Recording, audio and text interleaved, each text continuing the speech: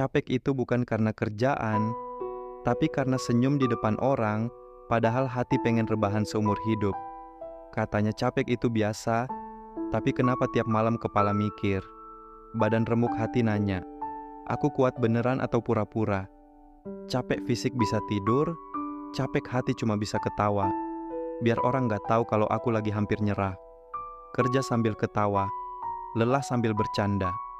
Karena di zaman sekarang, yang kelihatan kuat belum tentu gak capek. Capek itu saat badan minta istirahat, tapi tanggung jawab bilang, sebentar lagi, sabar dulu. Misi belum selesai. Aku gak lemah, aku cuma manusia yang capeknya udah numpuk, tapi masih maksa bilang, gak apa-apa, capek hidup itu lucu. Tiap hari pengen menyerah, tapi besoknya tetap bangun karena ada yang harus diperjuangkan. Capek boleh, ngeluh boleh, nangis boleh, tapi berhenti belum saatnya.